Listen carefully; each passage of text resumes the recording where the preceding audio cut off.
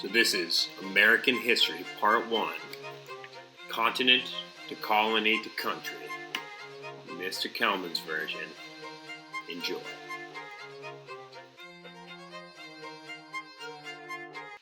Alright, so this is my attempt to give you a super quick overview of just the facts, like you wanted. What happened between about 1492, when Columbus and his men show up in the New World, and the beginning of the 1800s. I'm stopping at the end of the War of 1812, which ends in 1815. All right. So, in the 1500s, Europeans start arriving in the New World, and they start colonizing it. And the big three are Spain, which goes south, Florida, kind of the southwest, New Mexico, Arizona, Mexico, down into South America, and also up into California.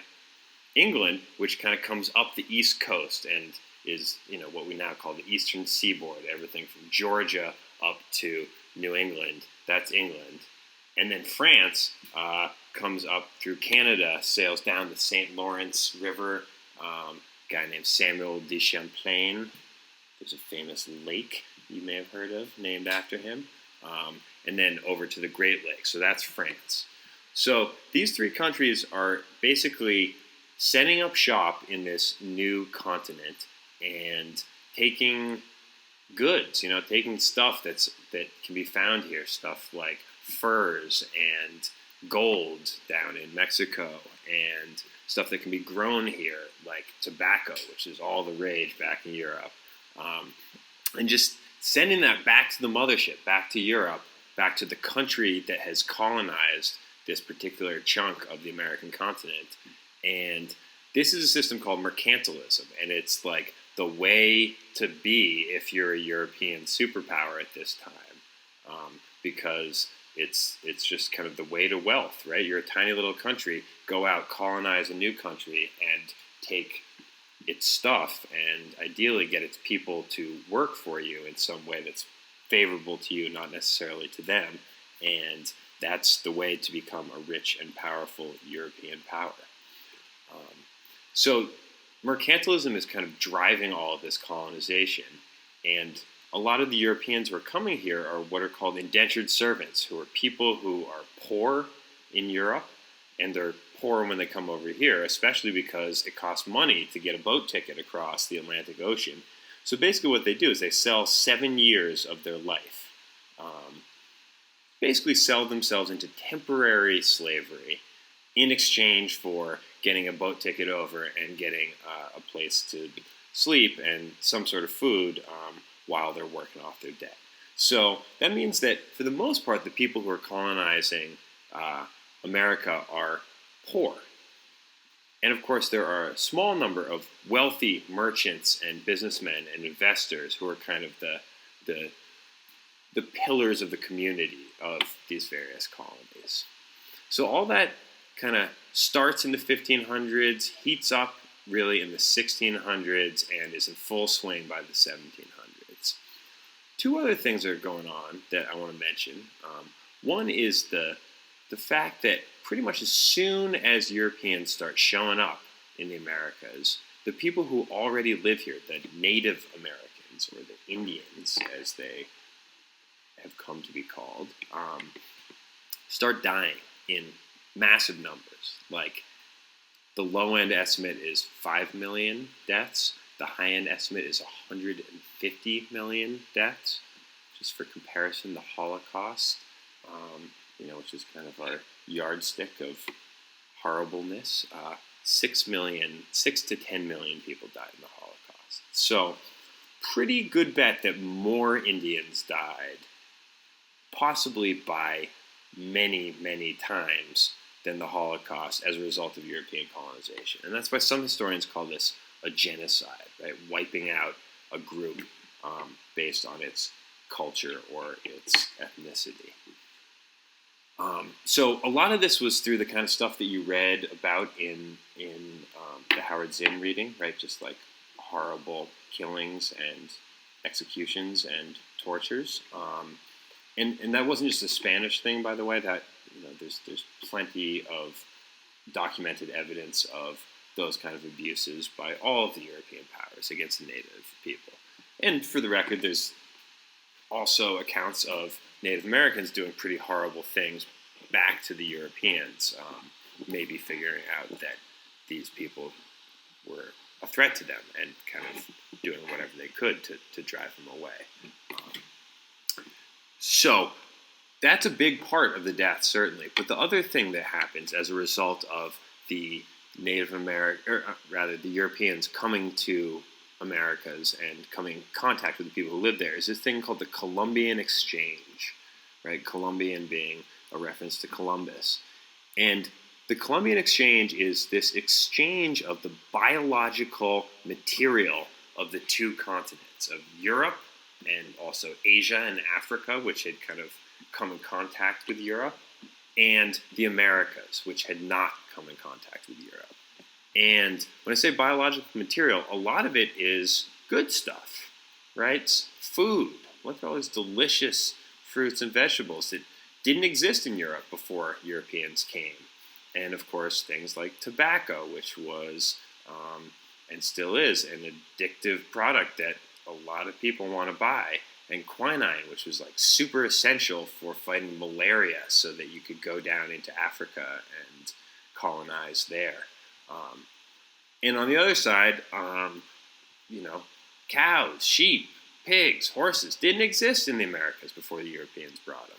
Coffee, bananas, sugar cane, things which would be cash crops that would be grown in Americas because they grew much better there than they did in Europe, and then shipped back to Europe to sell, right? So there's that mercantilism thing kicking in.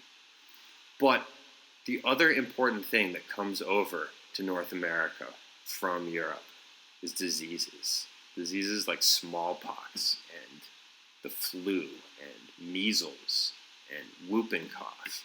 And these diseases just wipe out Indians everywhere, all along, all up and down the Americas, North and South America. So the Columbian Exchange has kind of these good effects if you are a person who likes to eat food or ride horses or smoke tobacco or anything like that. But it also had these really awful and devastating effects for the Native Americans who were living there. And so that genocide, and partly due to the Columbian Exchange of disease, is kind of one of the shadows that gets cast over this time period, right? One of the really bad things happening. There's another bad thing that starts happening pretty much around the same time, which is slavery. And slaves from Africa start being brought over sort of toward the middle to the end of the 1500s by the Spanish, and 1609 the first slaves are brought by English ships to what's now Virginia, and by the mid-1600s and for a long time afterwards, slavery was just kind of a way of life, especially in the southern colonies of the United States, or what would become the United States, and in a big way in South America, especially in places like Brazil, where millions and millions of slaves are brought over from Africa. So there are these two kind of crimes against humanity that are going on at the same time that these Europeans are coming onto the continent and starting to, at least for some of them, get very, very wealthy off of it. And as countries get very wealthy and powerful from this mercantilism system. So slavery and the genocide of the Native Americans are sort of two of the bad things that are happening. In the middle of the 1700s, bad things start happening kind of within the colonies. One is that slaves start to rebel. I've highlighted the Stono Rebellion, which is this, just because it's kind of an amazing story of a slave who learns to read, and sort of by learning to read, develops the idea that his enslavement is not only unjust, but something that he can inspire other people to fight against. And so a bunch of slaves get together, they kill their masters, they kill some other white people who are trying to stop them, and they parade down the streets of Charleston, South Carolina, with a banner that says freedom, just kind of making this statement that, this is wrong, what you're doing to us, and we're not going to take it. And they are eventually captured, executed in horrible ways, or sold off into slavery, in the much worse Caribbean slave plantations. But similar revolts happen all throughout the 1700s and 1800s. And there's also resistance to slavery from some of the Europeans, some of the white people, especially groups like the Quakers, who are the people who settle in Pennsylvania, whose religious views from a very early time were anti-slavery and anti-violence. So slavery continues to be a big part of American life, or life in the American colonies, but there's also resistance to it. The other problem is that because mercantilism is about having a zone, a sphere of influence that is yours, and keeping your competitors, the other European powers, out, wars tend to break out. And in 1754, this war, which is sometimes called the French and Indian War, sometimes called the 7 Years' War, breaks out. And both of those names are kind of deceptive because it lasted not for 7, but for 9 years. And it wasn't between the French and the Indians. It was the French versus the British, and the French allies were a bunch of Indian tribes, including the Algonquins and the Micmacs and Vermont's own Abenaki tribe and a bunch of others. And England's fighting alongside its colonies, the quote-unquote Americans. And it's a long, bloody, brutal war, which costs a lot of money on both sides, but ends with England victorious and getting a bunch of new land to colonize, but also ends with England in a lot of debt. And this debt that England's in leads to a bunch of taxes on the colonists, because, the English king figures, we fought this war so you could have more land to colonize, you should pay for it. And the colonists feel like, we don't get to vote in your elections for your parliament, so the people passing these laws aren't our representatives, and it's not fair to tax us. It's like you're giving us all the bad parts of being a citizen and none of the good parts. And this gets really ugly. It gets so ugly that in 1770, a bunch of people were protesting the taxes and kind of harassing British soldiers, start throwing rocks and snowballs with big chunks of ice at their heads, and the soldiers lose it, and they fire into the crowd, and 5 people get killed, and a guy named Paul Revere in Boston prints up this bloody, picture that he's drawn of what happened, and kind of riles people up and calls it the Boston Massacre. And tensions continue to build until in 1775, violence breaks out at Lexington and Concord, and that kind of marks the beginning of the American Revolutionary War. So the American Revolution goes from 1775 to 1781. 1776 is kind of the date you remember, because that's when the Declaration of Independence, which is kind of like the formal middle finger to the King of England and saying, we're not going to be part of your country, and that's why we're fighting you, and here's all the reasons why we think you suck, and all the rights you've denied us. So the American Revolution is sort of the result of all of these upper class educated guys who are angry about the unfairness of this system where they don't get representation but they have to pay taxes.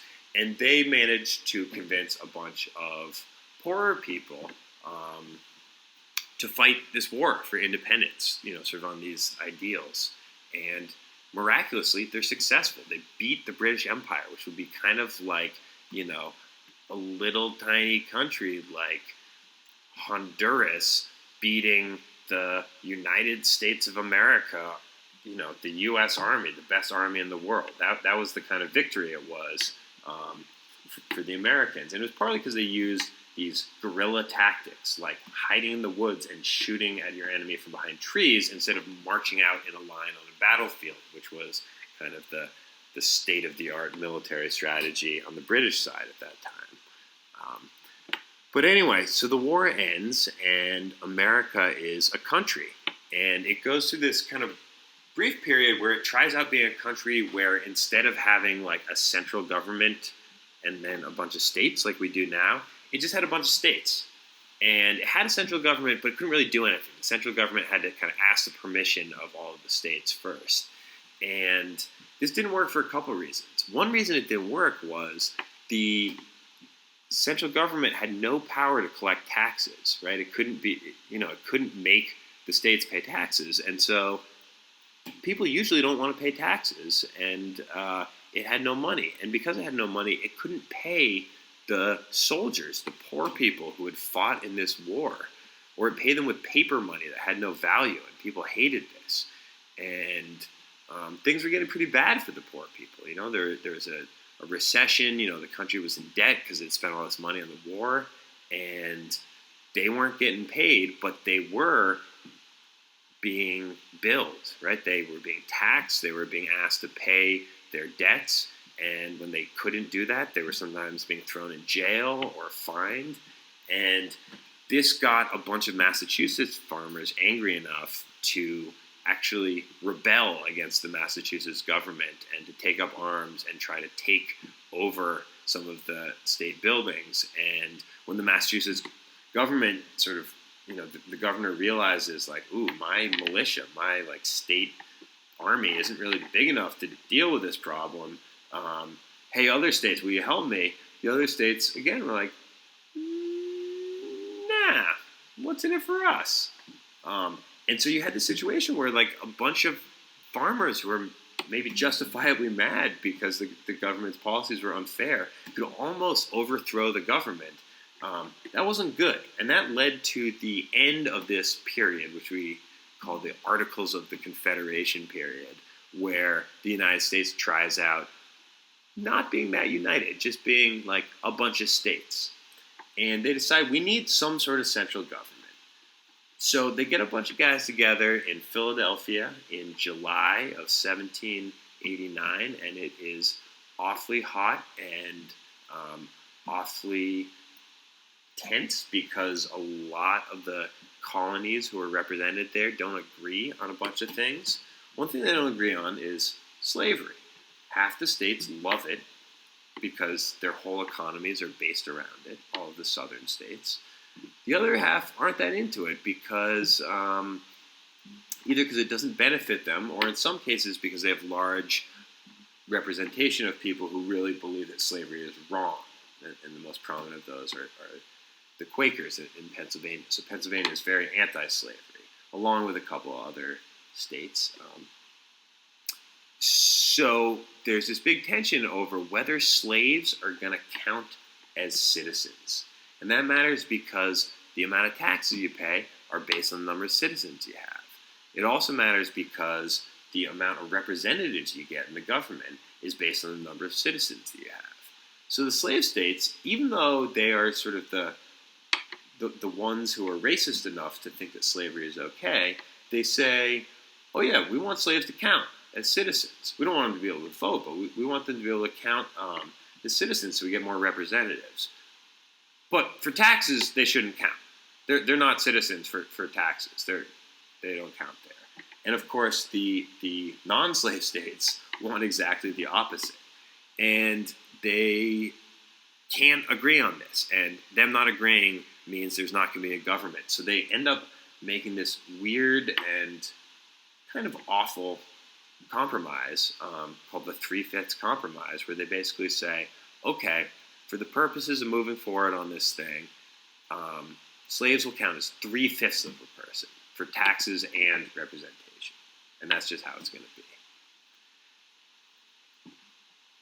They disagree about lots of other stuff, and we're going to get into all that. But I wanted to highlight this because this kind of compromising over slavery is something that you're going to see again and again. This like having really divided opinions about what to do about this issue of slavery that some people feel is so beneficial and lots of people feel is so very wrong.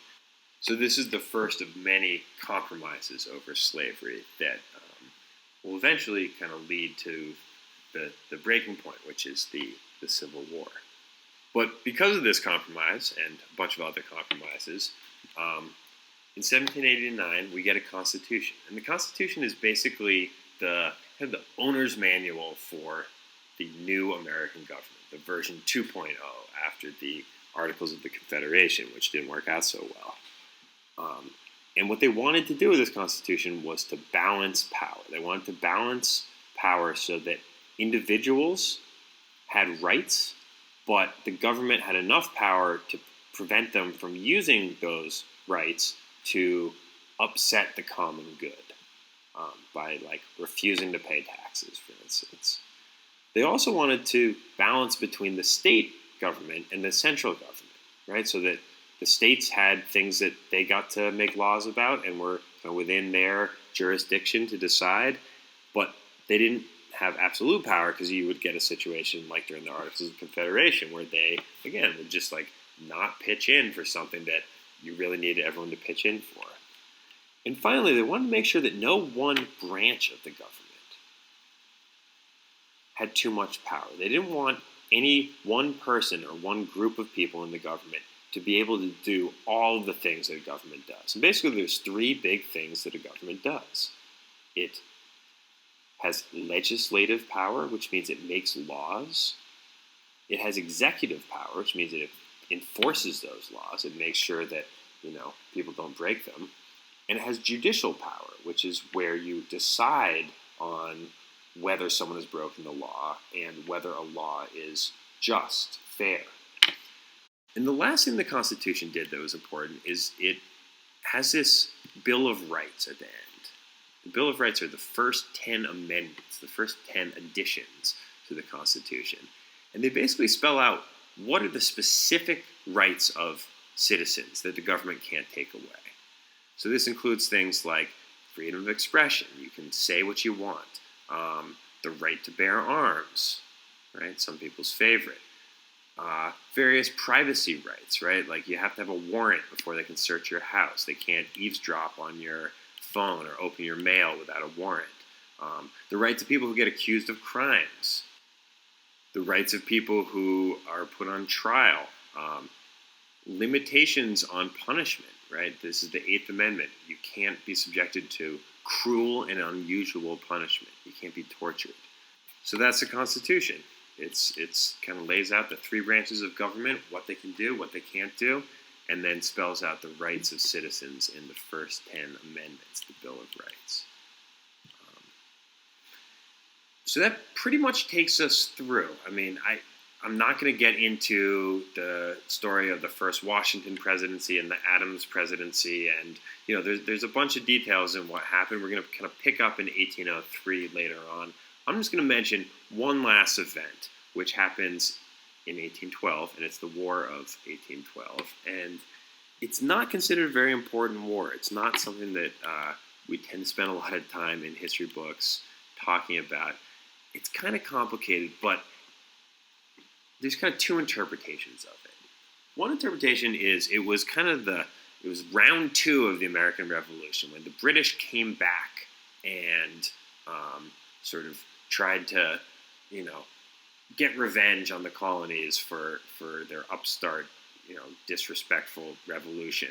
And the Americans kicked their butt and sent them packing. So one interpretation is that it's kind of the sort of the moment when America showed it was here to stay.